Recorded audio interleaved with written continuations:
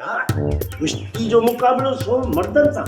सुगड़ ही तो चा करे चजो सुगड़ सोडी तुझी भेणी कुछ तो जी इज्जत जो ख्याल करिया सुगड़।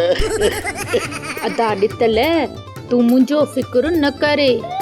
मां हिक चंबे सां तुझे मश्करनि जे ॻोठ जे पहलवाननि खे मां धूड़ न चटायां त मुंहिंजो बि सोढी नालो न आहे। भुल अथई सोडी भुल मर्द वरी बि मर्दा धूड़ थी चटाए। ओ ॾितल मां इहो ऐलान न मजबूरीअ में कयो हो यार। मूंखे पैसनि जी सख़्त ज़रूरत हुई।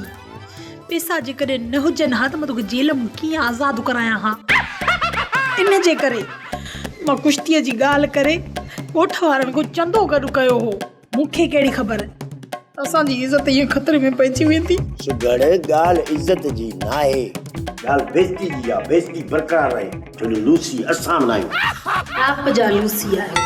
जेकॾहिं इज़त जी ॻाल्हि न आहे त पोइ परेशान छो आहीं? परेशान इन ॻाल्हि जे करे हां जेकॾहिं को ॿियो मुक़ाबलो खटे वञे उनखे 50,000 केतिरा ॾींदासीं। अरे इहो त मूं सोचियो ई कोन हो। त पोइ हाणे सोच छो त लूसी असां न आहियूं। वाह मूंखे मथे में सूर आहे। अदा ॾितल तूं परेशान न थी। मूंखां केरु खटी कोन सघंदो।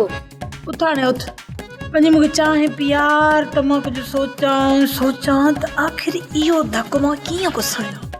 वञ त मुंहिंजे लाइ बि हिकिड़ो कोप ठाहे आ त मां बि सोचां त इहो धको हिनखे कीअं लॻे।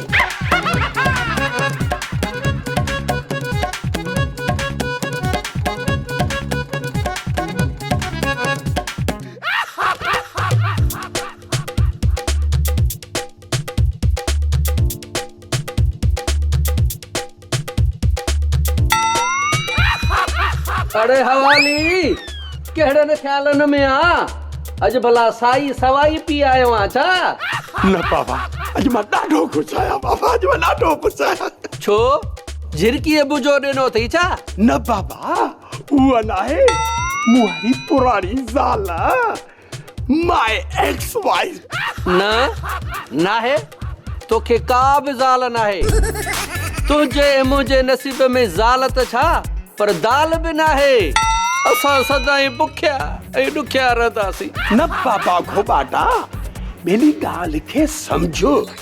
आहे ज़ाल बाबा हो अॻे के पुराणी किस्त में मुंहिंजी शादी न थी लॻे तो त तोखां वेसर थी विया विसरी वई थी बाबा। न बाबा तुंहिंजी शादी थी कान ही तो ख्वाब ॾिठो हूंदो।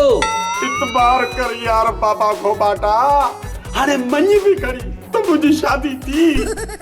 सोप सीरियल मश्करनि जो ॻोठ सीज़न 2 जा तमाम एपिसोड्स ॾिसो हाणे HD क्वालिटीअ में। विज़िट करियो असांजो YouTube channel Sindh TV HD drama.